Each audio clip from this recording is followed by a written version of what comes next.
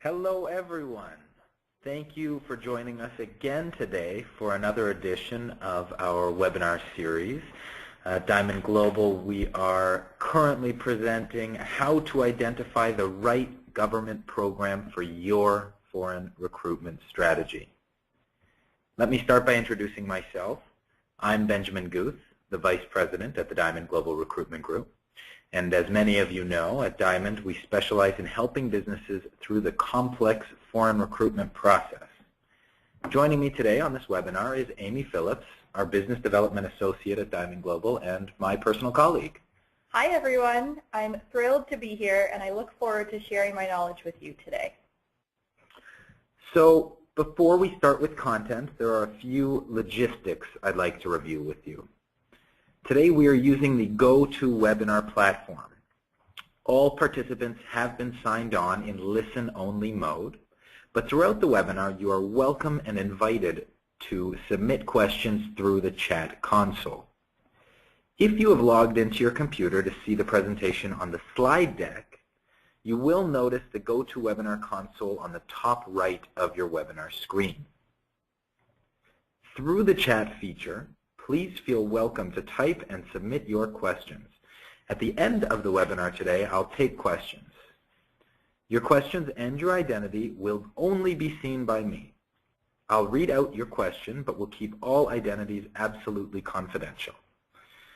Also, this webinar is being recorded and will be provided to all attendees for future review and for sharing. So, looking at our agenda, today we are going to discuss a few of the program options that you have for the implementation of a foreign recruitment strategy, and several of the different tools that are available to you in order to get that qualified, internationally trained workforce that we all go to sleep and dream about every night.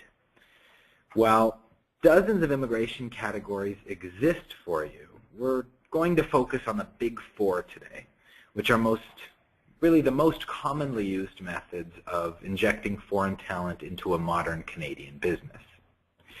So today in our agenda we will discuss NAFTA, or the North American Free Trade Agreement, provincial nominee programs, you may have heard them as PI or PNP programs, such as the AINP program or the SINP program, the Temporary Foreign Worker Program, or the TFWP, and the IEC Working Holiday Visa Program, or the International Experience Canada Program.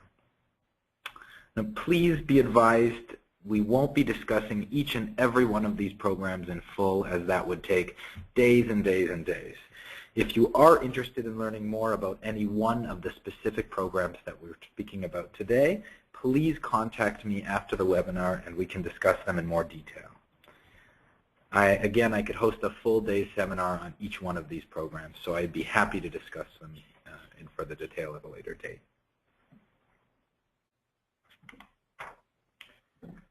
So today, primarily, we're going to discuss how each program relates to the foreign recruitment side of things, and not necessarily how to use each one of these programs to their full extent. So at the end of the day, I'm hoping that you'll all have a very strong understanding of how to define a foreign recruitment strategy and the different program options that you have available to you. In each one of these categories, we will narrow down certain specific positions and job descriptions that have the best chances of success and create rough guidelines and timelines that you will need in order to get the desired result. Now, timelines are often difficult to predict, as many of you know, with government offices and government programs, but we'll try to provide rough estimates based on our experience over the past 26 years.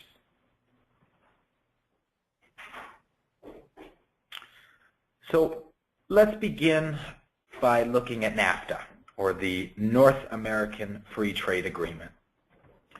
This program was designed to allow freedom of entry to citizens of Mexico, the U.S., and of course Canada.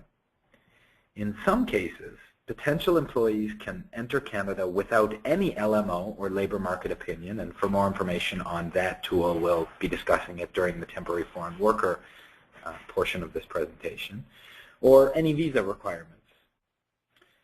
And they simply may be granted a temporary work permit at the point of entry, so at the border, whether they're driving or flying.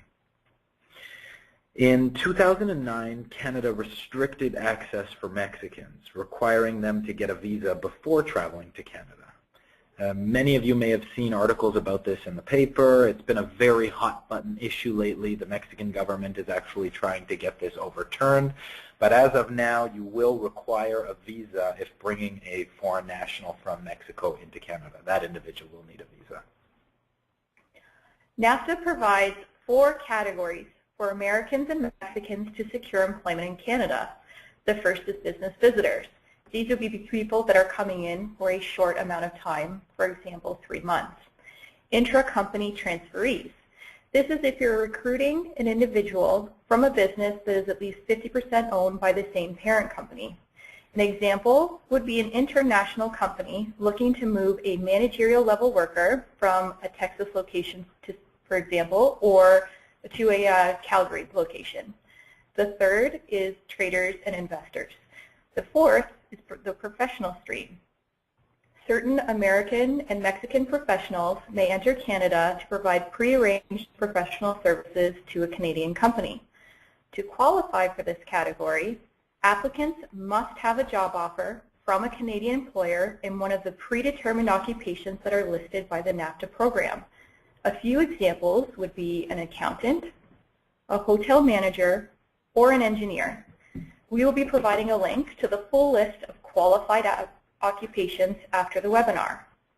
Professionals may also enter Canada through this stream to provide training related to their profession as long as the training sessions is prearranged with a Canadian employer and the subject matter they're focusing on is at a professional level.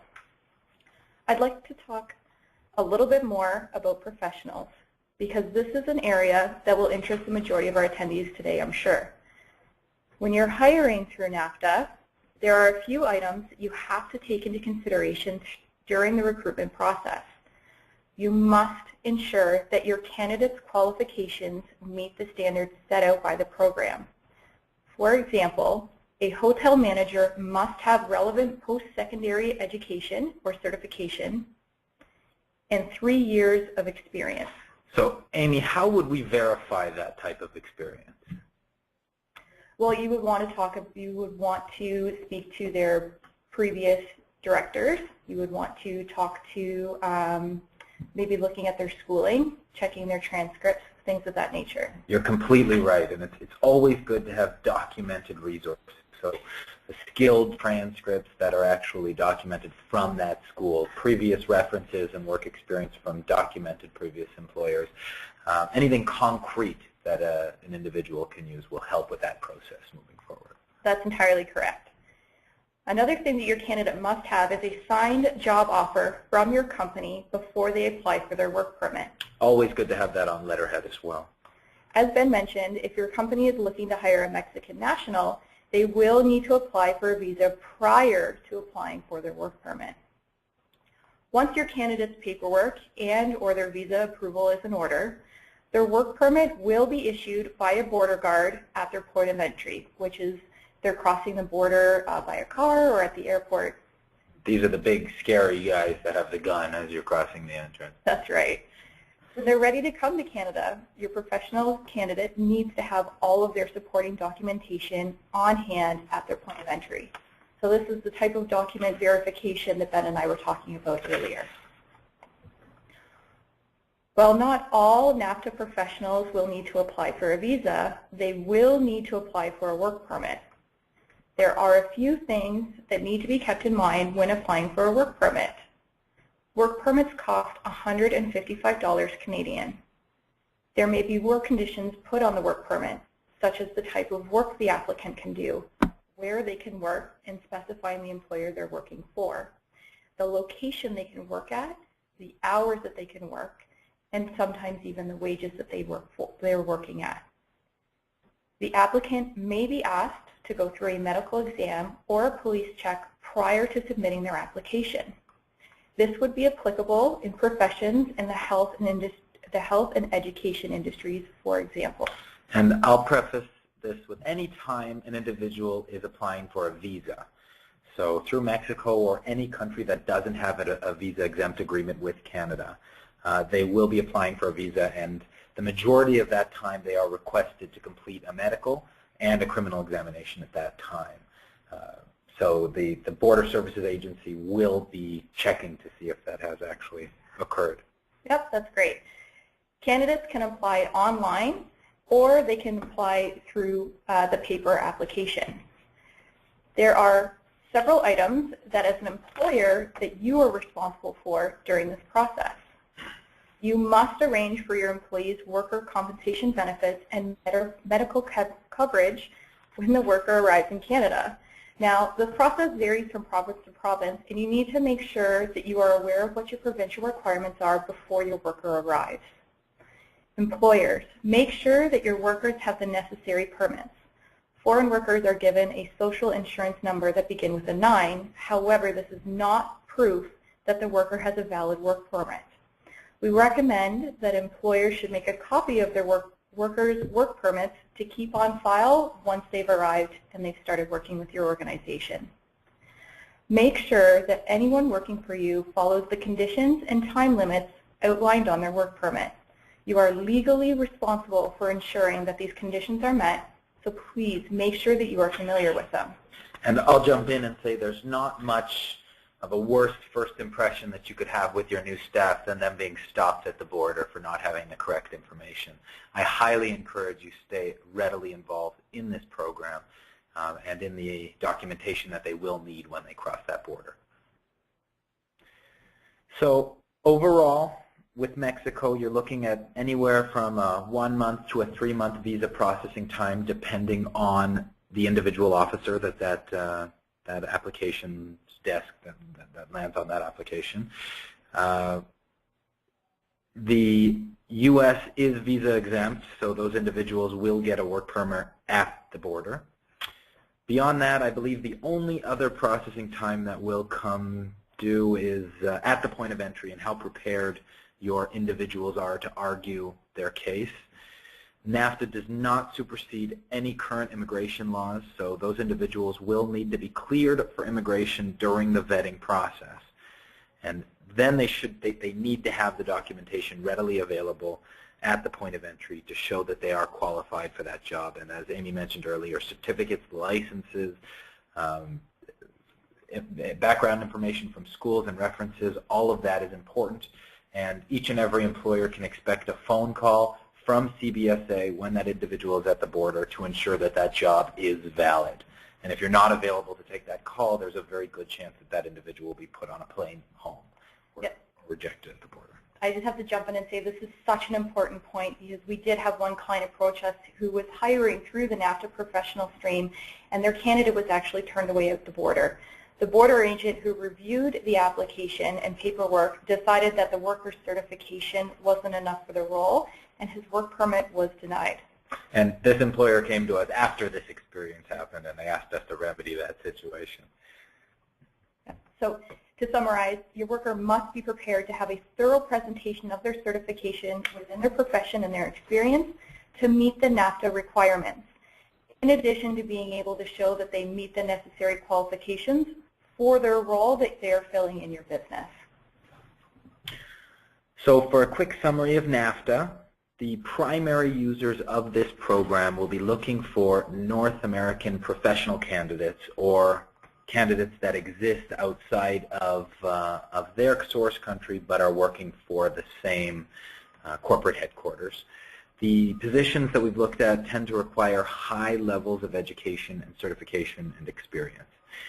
Now, it's important to remember that just because candidates can use these programs to enter Canada, it does not mean that the local trade certification board will actually allow them to practice. In many cases, it can take months, even years of school and testing to get their credentials locally recognized. Now, this is something that we could talk about for days, and we often do. And I know I have several employers on this call that have already asked me questions specifically to trade certification. So if I can't answer those on this webinar, let's touch base afterwards and we can arrange a call and discuss your situation in more depth. So let's shift over now to the provincial programs that exist for our employers. We have a wide range of PNP options available to us. Now, believe it or not, employers who contact us generally have a really detailed understanding of the provincial recruitment programs and sometimes no understanding of the federal programs. Now, this usually takes place in provinces that have a very strong government presence, such as Newfoundland or British Columbia, or they have no idea that provincial programs actually exist as an option for them. Now, most provinces have in some form or another, a provincial option available to them, and it would be a little too time-consuming to discuss each and every one in detail. So today we're going to discuss the commonalities between the biggest PNP programs that we have access to, and the majority of the individuals who are on this call or on this webinar today tend to reside in the following provinces. Now, first and foremost, the provincial nominee programs are permanent immigration categories. What I mean by that is, while candidates may initially gain entry into Canada with a temporary work permit, each and every one of those individuals are being assessed for immigration up front and will quickly move into the permanent residency category with their family members. This is both a positive and a negative. Now, it is fantastic that candidates will be fast-tracked for residency and will be able to place roots and plant roots in Canada much faster than they would through other programs. But it is a double-edged sword. The primary downside is that shortly after your individuals arrive, they can be granted an open work permit and quickly leave your employment in search for greener pastures. You could find yourself spending thousands of dollars and months of hard work only to be left with the same exact vacancy in your operation. In fact, we have many clients that come to us for this type of consultancy. Our tips for retention, they start with recruitment. At the end of the day, I strongly recommend that you spend more time on the recruitment and screening and fit analysis than you do on the actual immigration portion of this process. If you find somebody that will be right for your team for the next 10 years, and you understand that their motivations and their long-term goals are not just to come to Canada to get citizenship, to make as much money as possible, and to move to the oil sands, it's essential. And that's the strongest way to build retention within your teams, to focus on the recruitment and screening from the very beginning. So, getting back to the provincial programs, it is essential that candidates apply to the province or territory where they want to live. Clients come to me and say, well, our business is in Toronto, or our business is in New Brunswick, but we're looking at bringing somebody in through Saskatchewan because the program might be a little easier for those individuals to come through that program. The individual applications will be reviewed based on each province's immigration needs and will be evaluated on whether they really plan to live there. If an officer has an inkling that that individual has a whole bunch of family in Toronto and that they've got other job offers in Toronto, they're not going to be granted access through the Northwest Territory Nominee Program, so the Yukon Nominee Program. In addition to this, English tests are often required at this stage, so it's very vital that you recognize English is going to be a huge qualifier when it comes to Canadian immigration from this point on. That's been made very clear from the powers that be. Now, the majority of registrants on this webinar today are in Alberta, Saskatchewan, and Newfoundland.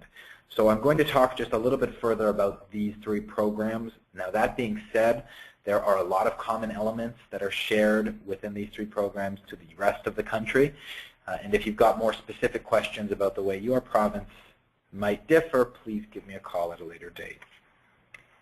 Before we launch into the details for the different provinces, this may be a really good opportunity to take a moment and talk about skilled trades, because I know many of you who are listening are interested in what it takes to bring an international skilled worker into your organization.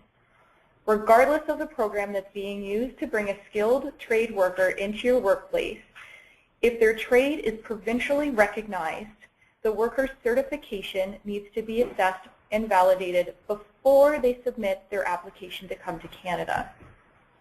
This assessment process is incredibly thorough and often includes validating the hours worked by the employee and speaking to references, such as direct supervisors. An office phone number has to be provided to the certification board for these calls. A cell phone number is not considered a valid contact for this particular process. In addition to this, any self-employed experience the worker has does not count towards the certification process. The applicant may also have to complete written or practical tests during this experience. And I'll jump in and share that it's important to remember these references are not references from your company, but from their past experience, generally over the last 10 years in their source country. And it can be exceptionally difficult to secure those references from an individual in Indonesia or in Ireland or in South Africa. So it's important before you choose to sponsor one of these individuals on one of these programs to actually go back and assess their background experience yourself. Yeah, this is a very, very important point. And with that being said, the Alberta and Saskatchewan trade boards are very involved with the certification of workers overseas. Some provinces are better than others, and it's important to tailor your recruitment to candidates that will be successful during this process and understand the timelines involved. After the skilled workers have received their clearance from the Provincial Trade Board and have arrived in Canada, they have up to 1 year, to challenge the Provincial Certification Board's testing to receive their Canadian certification. The certification process is a topic that we could focus an entire separate webinar on, but the main takeaway point is that this is a thorough and detailed process. Be sure that you do your homework beforehand and ensure that your candidates and your timelines fit your foreign recruitment needs. Switching back to the provincial nomination program, the Alberta program does not offer a temporary stream for this program. This program is geared towards skilled workers that are already in Alberta and are looking at getting their permanent residency. So this is not an ideal option for employers looking to bring workers into Canada. However, it is an option to keep in mind for existing foreign skilled workers you have employed to get them their permanent residency.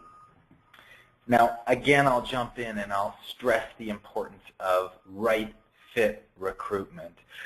In many cases, employers are bombarded with applications of candidates that are already in Canada looking to shift to a province that has a better permanent residency strategy. And that definitely works to your advantage, but I urge you to focus on the recruitment side of things and find out what exactly are the motivations of that individual coming to work for you.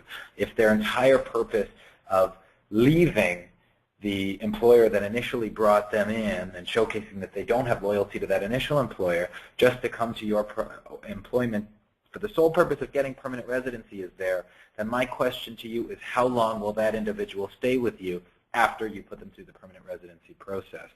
And is that 1 year enough to justify the time and expense of implementing that individual into your workforce? Okay, let's move a little bit further across the map and talk about Saskatchewan, or the Saskatchewan Immigrant Nominee Program. Now, this one is consistently under the radar because of how popular it's been as a method to gain entry to Canada over the past few years. The SINP program, or the Saskatchewan Immigrant Nominee Program, can provide an alternative and quicker means of entry into Canada. It allows the province of Saskatchewan to nominate applicants who qualify under very specific criteria to the federal government for landed immigrant status. Again, this is a permanent residency program. So SINP offers the ability to select applicants who have the skills and abilities that best fit the province's labor market. It offers very fast application processing, sometimes faster than going the labor market opinion or the LMO route, or the temporary foreign worker program route.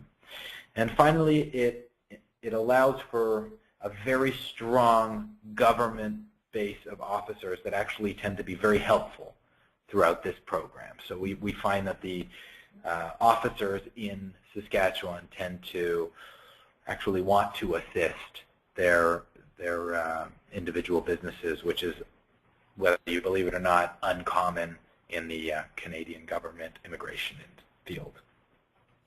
Now, once a candidate has a positive nomination issued, and I'll share some timelines on the next slide, while they're waiting for the federal portion of their permanent residency application, which could take anywhere from 8 to 12 to 24 months, depending on the source country, they can actually enter Canada on a temporary work permit without an LMO. So for many of my employers in Saskatchewan, fast-tracked applications, individuals can come in without a labor market opinion. They will still need to prove a shortage, but it's a great way to get people in quickly under certain positions. And on this next slide, you'll be able to see the average processing time will range everywhere from 2 months to 2 years, depending on the specific role. Again, I'll share these slides and this presentation via YouTube and eventually via a white paper at a later date, so you'll have all of this information on hand. For all provincial nomination programs, there are caps applied to the number of applicants that each province will accept each year. From our attendees from Saskatchewan, it's important to note that recently the SINP put caps on candidates applying without job offers to this program. While I'm sure this doesn't affect attendance directly, it does affect the number of skilled foreign workers with open work permits that come to Saskatchewan through this program, or any province where the cap has been reached.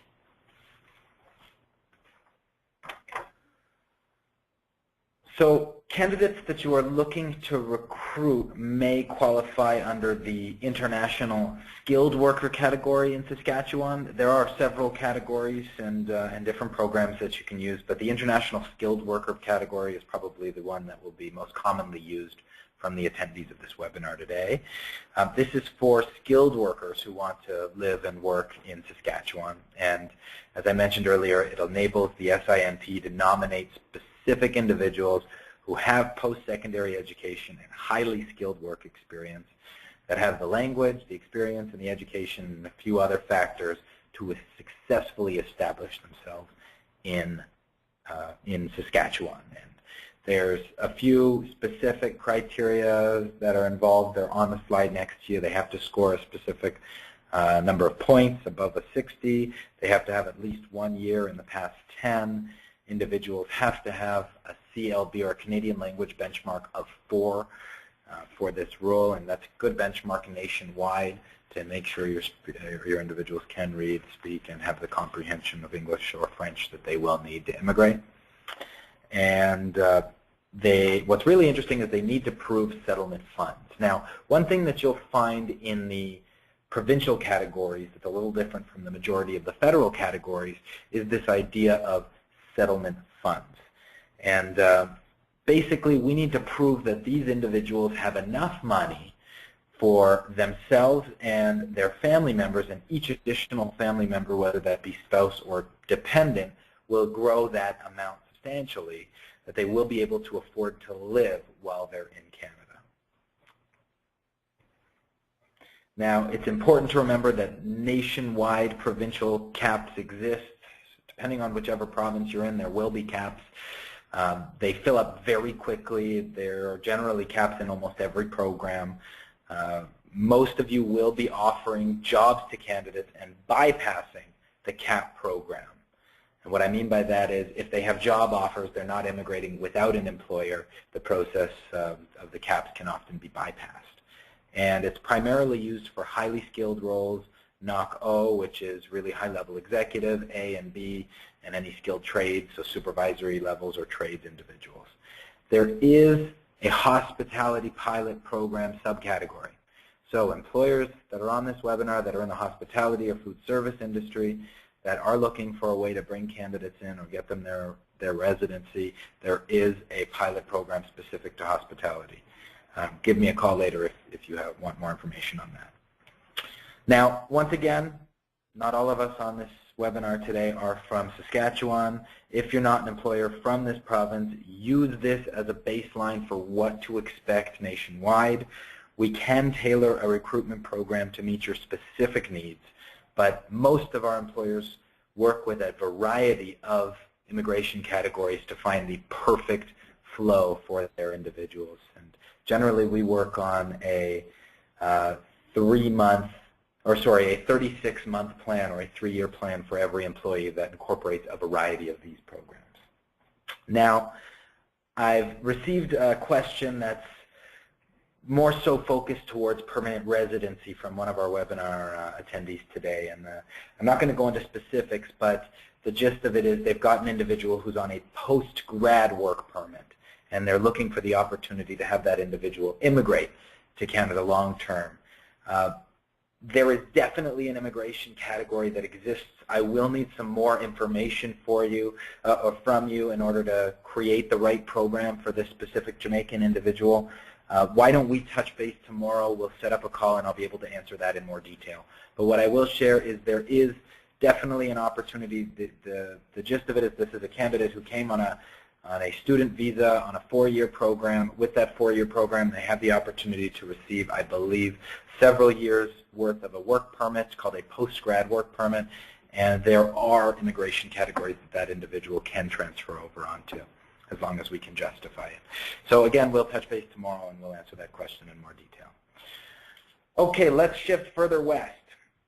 Let's talk about British Columbia. Now, the BC program, or BC PNP, is very comparable to the Saskatchewan nominee program, with a few specific exceptions. Now, in both instances, you are still required to prove a labor shortage through rigorous advertisements. You're not technically required to get an LMO, but if you can get a labor market opinion, which is that federal petition proving that there's a labor shortage, it will definitely help with these applications.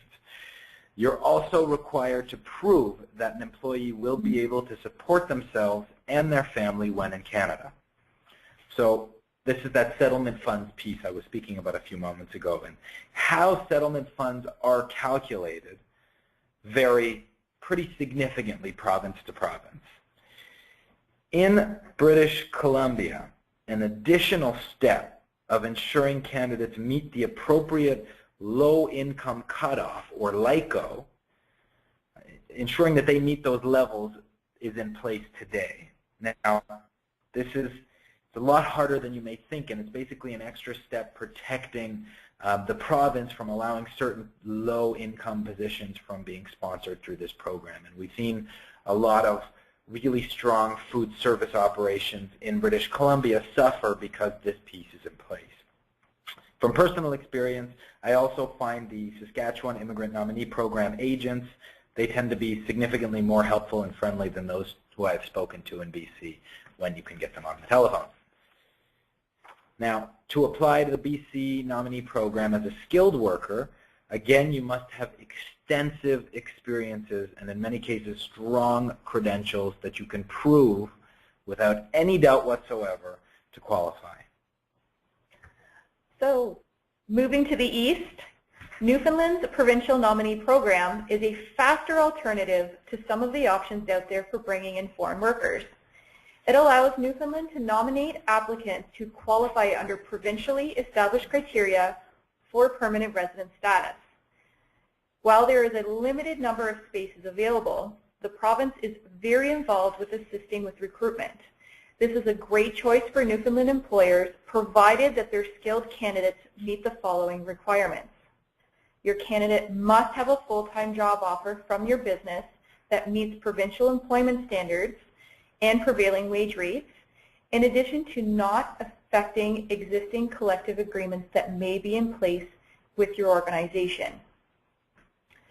Your candidate must have a valid work permit in place.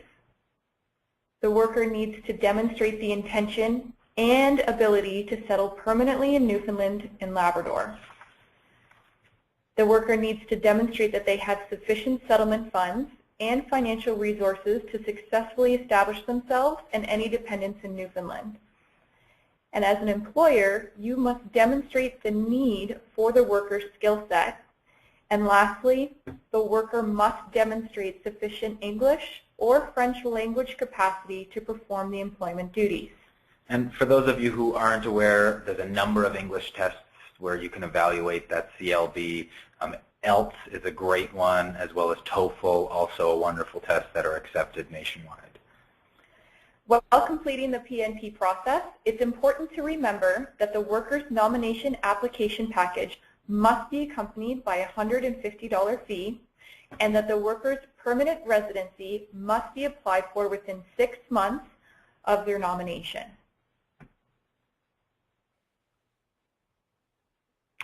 So at the end of the day, nomination programs for temporary employment, with the exception of very few spaces in specific provinces, are primarily reserved for high-skilled positions, including skilled trades, high-level supervisors, management or professional positions. These tend to be the best suited to take advantage of these programs.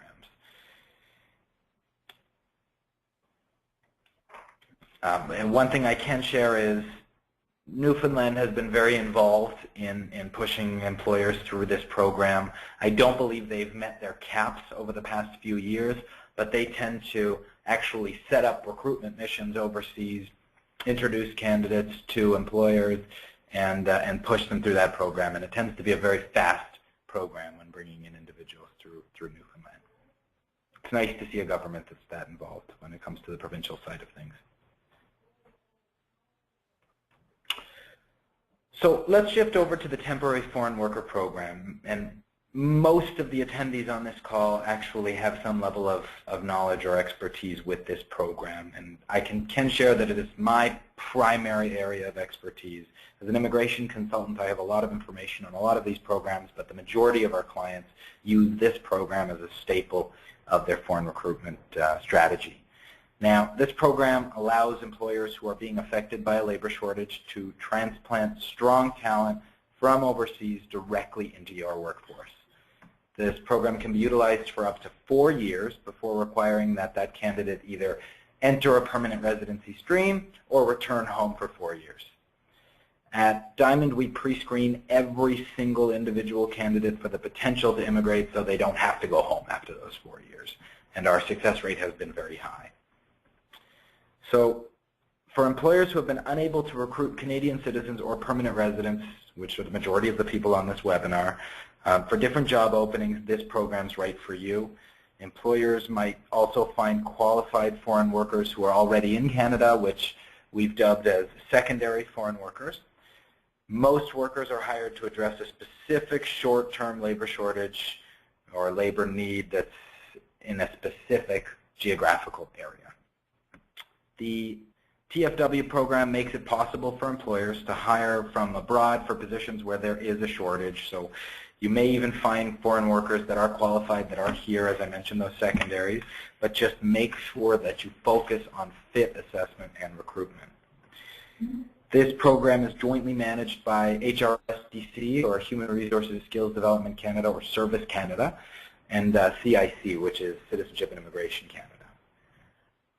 A large part of the temporary foreign worker program is using what's called a labor market opinion, which is used to determine whether or not there is a need for foreign workers in your area. An LMO is rated as having a positive effect, a negative effect, or a neutral effect, and this is reviewed by Service Canada. If you receive a positive LMO, this means that the employer has tried but has been unable to find a Canadian or a permanent resident for the job, and that the job offer is genuine, and that the employer has met job offer commitments to temporary foreign workers that they have hired in the past. An employer's point of contact for questions about the Temporary Foreign Worker Program is the CIC Temporary Foreign Worker Unit. They can advise whether an LMO is required, offer additional information about the program, and inform the employer if there are any relevant pilot programs in effect for their hiring needs. And if you've tried to reach out to them and haven't been able to get those individuals on the phone, you can always call me directly. My contact information will be available at the end of this call, and I can also advise whether or not you'll need an LMO. Yes, this is very true.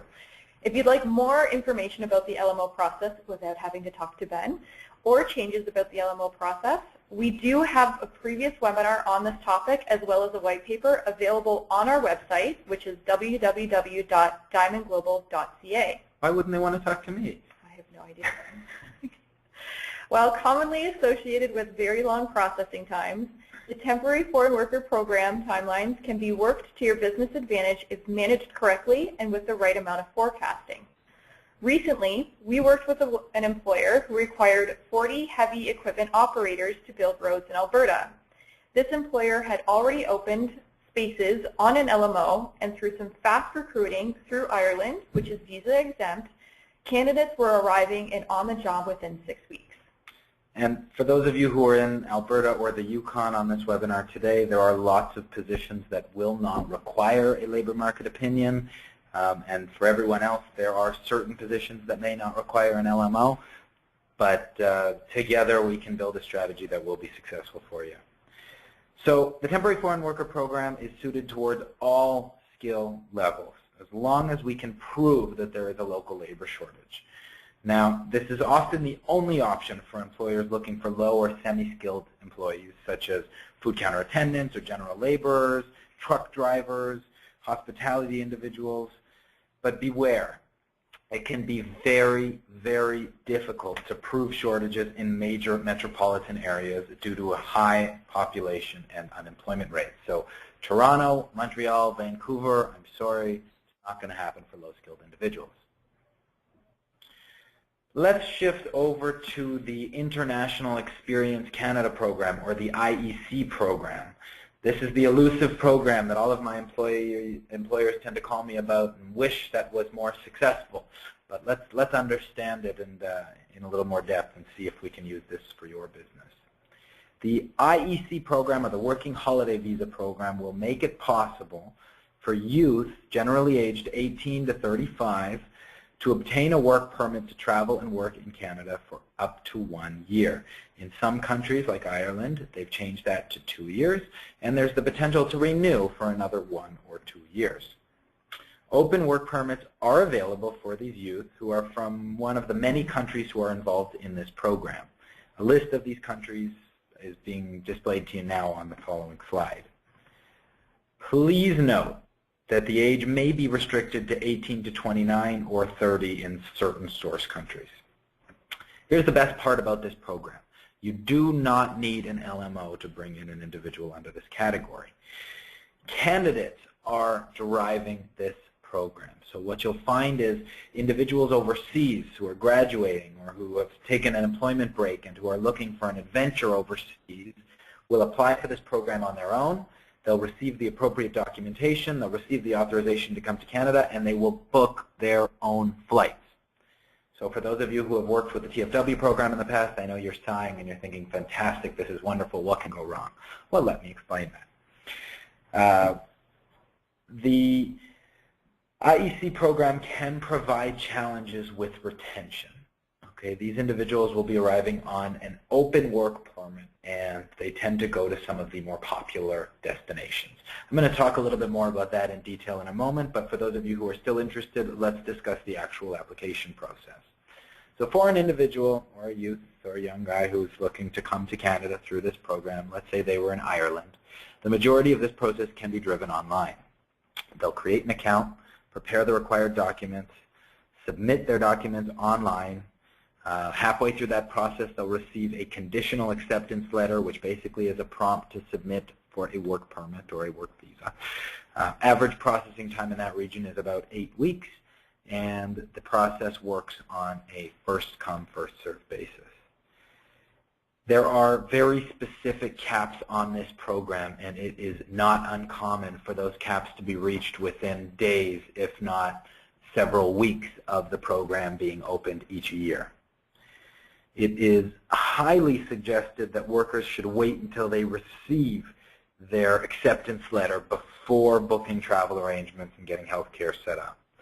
And that reference letter is not a work permit. As you know, they'll get that at the border with that big scary guy that's got the gun and the vest. He's going to be the one who issues that work permit for them. The documentation that they receive will often have an expiry date of generally 6 months to a year. So what that means is we tend to find a lot of these individuals sitting in their source country with the ability to travel to Canada, but not wanting to leave without a job offer. And that doesn't, that 2-year cap or that one year program that they've got, that doesn't begin until they enter Canada. So we do have individuals who are ready to travel but are waiting. The IEC program is very unique in which it's very fast, it requires no work from the employer, and it's most currently being utilized by major city centers or resort communities. We see a lot of ski lift operators, front desk hotel positions, a lot of bar staff. These are the types of roles that are attracting talent through the IEC program. We do find, and I will put a very big warning on here, retention rates tend to be very low. These are people who are coming overseas for an adventure. They're coming for an exciting opportunity. A small population of these individuals are thinking about, or a small portion of these individuals are thinking about their long-term future and career progression in Canada. But most of them are students looking to come here and hang out on our lifts at Whistler and some of our different opportunities that exist. So for those of you on this webinar that are in the ski industry, I believe I have a few, they can definitely understand that this can be a challenge when working with this program. You don't tend to have the same commitment that you would when bringing an individual on the TFW program. Again, a recruitment program that fits your specific needs and the goals of your organization is key. Generally, we look at several programs that work together to provide the right kind of program long-term for your recruitment strategy. For many employers, this program is a lifesaver for those that need certain positions filled in some of the bigger city centers that they would never receive an LMO for individuals in extremely popular tourist centers like Whistler and Mont-Tremblant and Banff, where prevailing wage rates would be too high to get an LMO to pay for certain positions. This program is a lifesaver and really, in many cases, the only program that exists. It does have its downfalls, though, so don't bank on this as a potential option. And it can be very difficult to recruit individuals through this program because it is driven primarily by the individuals overseas. So while you may locate somebody that you really love and you really want them to come in, you'll have to wait until the right time to tell them to actually apply. And even then, they might not be selected. Well, I hope that Ben and I have given you and your business some suggestions and insights today that will help you with choosing the right government program for your specific business needs. And when it comes to selecting a program, the key considerations include the type of position and industry that you're working within, the timeline, the needs associated with the timelines available for your business, and really looking at recruitment to fit the needs of your business. We have a summary slide that shows the highlights of what we have discussed for each program. As you can see, the slide shows what the level of involvement is for the employer, whether or not a job offer is required in advance, and the average timelines that are associated with each program. If you're looking for a low involvement but not necessarily a high retention option, the IEC is something that you maybe want to look at. While the temporary foreign worker program does have some of the longest timelines and is the most employer-intensive option here, we find that this provides the greatest level of success for our clients in terms of finding qualified workers with long-term potential to meet their business needs and help their organization realize their growth potential. So we've received a few questions over the course of this seminar, this webinar. If you have any additional questions, please feel free to submit them now. The first question I have asks, I have a labor market opinion candidate going through the temporary foreign worker process right now. My labor market opinion is taking too long and I'm nervous about the length of the visa processing. Can I switch to another program? This is a fantastic question. And the truth is, there are definite other program options available for this role depending on the category that you're bringing an individual in and which province you're actually in at this time. If you are applying from Newfoundland and you have a labor market opinion going through the process and you are halfway through the LMO process, which might take 3 months, it might take 6 months, but on average can be anywhere from 3 to 4 months. You can shift over to a provincial nomination program and bring that individual in a little faster, especially if you're bringing candidates in from a visa-exempt country. But remember, there are risks. As I mentioned earlier, the retention rate is going to be a little lower because that individual will qualify for permanent residency significantly quicker than they would if they were coming through the TFW program and transitioning them into another immigration category a year later. If you are in a different province, or you are bringing a candidate in on a low-skilled category, you either may not have another program available to you, or you may find that the processing time for switching candidates over to a different category would end up being longer than waiting to see if that LMO comes back. If you give me a call a little later, we can discuss it in more detail and we can look at specific timelines, but what you might find is you may only be a few weeks away from getting that positive LMO application.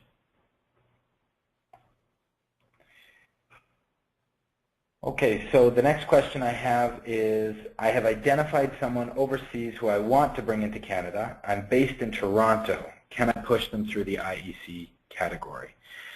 Yikes, bringing in candidates through Toronto, definitely difficult. IEC is one of the only programs that you have available or have access to today. Make sure that whichever source country you're bringing them in under, they qualify under the age range that they're going to need, and also that they get their application in as soon as possible. If they can get their application in before that deadline hits or on the exact same day that they start accepting applications, you're going to have a much better chance. But in certain source countries, those programs fill up within hours. It's almost like an exceptionally popular concert that everybody's booking tickets to and getting their tickets within 30 minutes. So you really have to make sure that you get that application in as soon as possible, and then I guess you'll know within 8 weeks of whether or not that person was accepted to the program and get them in here. Once they're here, we can transition them into a permanent residency category, especially if they're in a skilled capacity and working for over 1 year full time. There's going to be lots of different programs that we can use to sponsor them for PR. Ben, I'm sorry to jump in, but unfortunately we have run out of time for questions. So if we haven't addressed your question, we'll contact you directly with an answer shortly after the webinar. Okay, well, on behalf of Amy and I, thank you so much for joining us today on another, I hope, was very successful webinar. Good luck with your TFW workers, with all of your foreign recruitment strategies. If you have any questions whatsoever or have any feedback on this webinar, please contact me at any time. My email and contacts and phone information are listed on this slide, or you can connect with me through LinkedIn or whatever social media outlet you prefer. If at any stage you feel that the foreign recruitment process, from LMOs to retention to immigration to source countries, whatever it may be, is too much for your team, or you just need a little bit of guidance or some assistance, please get in touch with me directly. I would love to have you at Diamond Global, and we'd love to be able to help you out. If you have any ideas for future webinars, please also get back to me. We have just been taking ideas from employers who are interested in certain topics. Have a great rest of the day. Enjoy the rest of the week, and have a wonderful, wonderful weekend, everybody. If you're somewhere that's freezing cold, stay warm, and we'll speak again shortly. Goodbye for now from Amy and I. Thank you so much for coming in. Thank you. Have a great weekend.